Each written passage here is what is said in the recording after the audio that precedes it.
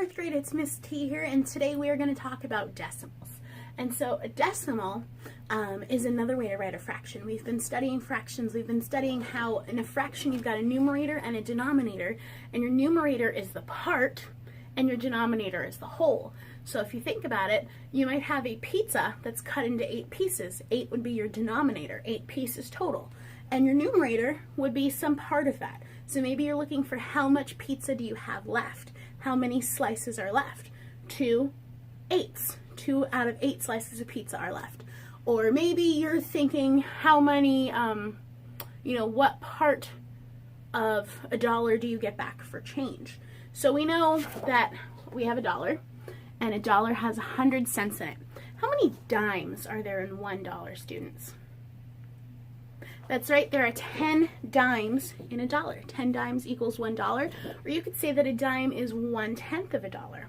Well, think about it. If you go to buy a stick of gum, and all you have is that $1 bill, and the stick of gum is 20 cents, costs 20 cents for a stick of gum.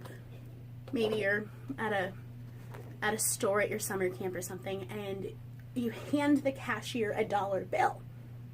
Well, you've handed them $1, or in this case we could say 10 dimes. We could represent it that way if we wanted to. And they give you change back.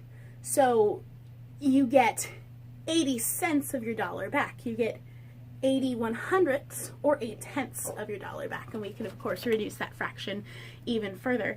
But in any event, decimals are another way to represent fractions. And so you've got a part of something out of a whole. So let's take a closer look at this poster behind me. See, here's our decimal poster, and like I said at the top of the lesson, a decimal is another way to write a fraction. So we see here we've got this grid of 100 little squares, and 1/10 of that is colored in. 1/10, 1/10 equals 0.1. Here we have 1/100th represented, so one of those 100 squares is colored in. 1/100th equals 0.01. Notice it's out in my hundredths place. And over here you can see we can have different fractions where 1 isn't the numerator. So 7/10. Well, 7 of these 10 columns is colored in, so 7/10 equals 0.7. Notice that 7 is in the hundredths place. I'm sorry, in the tenths place. And here, 7/100ths. So 7 out of my 100 squares are colored in. So 7/100 equals 0.07. Again, it's out my hundredths place. And let's take a look at our place value chart. We're familiar with ones, tens, hundreds. Then we have 1,000s, 10,000s, 100,000s, and so on.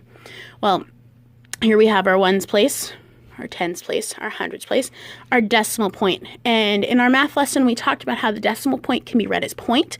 So this number could be read as 152.376, or I could say and in place of my decimal point, 152 and 376. And I notice I read those digits out very clearly so that there was no miscommunication with all the of hundredths and tenths and thousandths. So to the right of my decimal point, it's almost a mirror image. Notice we don't have a oneths place. There's no oneths place. Our first place is our tenths. And so we have tenths is the first place to the right of a decimal point. Then we have hundredths and we have thousandths.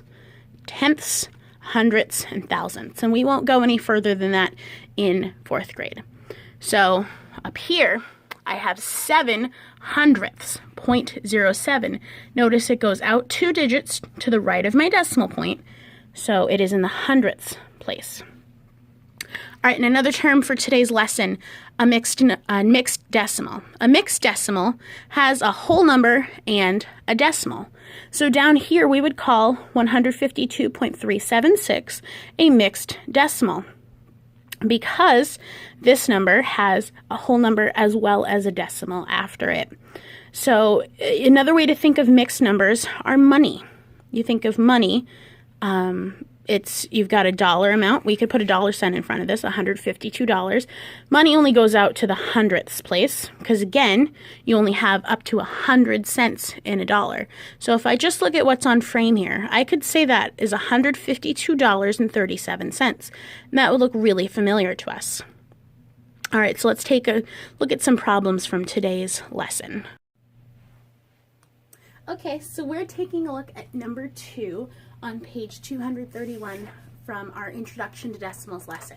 And so what the instructions here are asking us on number 2 are to read these decimals and circle the digit in the tenths place. And just as a reminder, let me see if I can pull my poster into frame.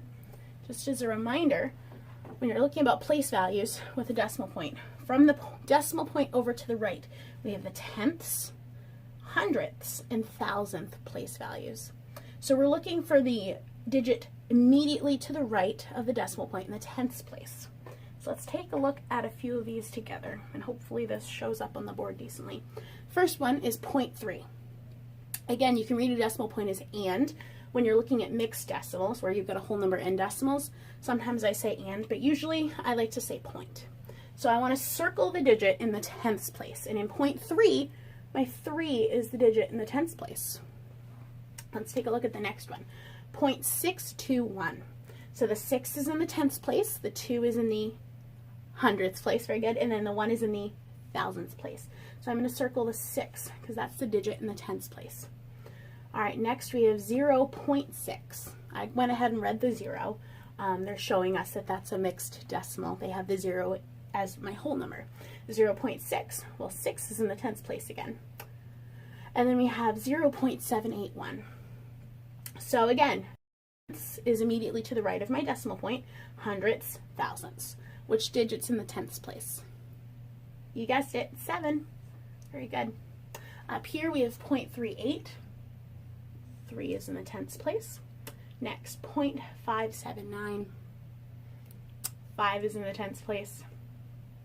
0.42. 4 is in the tenths place, and 2 is in the hundredth place. Very good. I heard you, even though we're not together. I heard you from over there.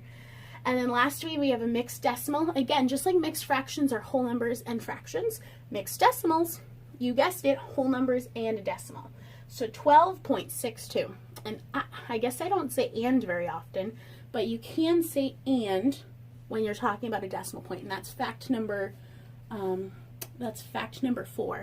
in our yellow fact box. So 12.62 or 12.62.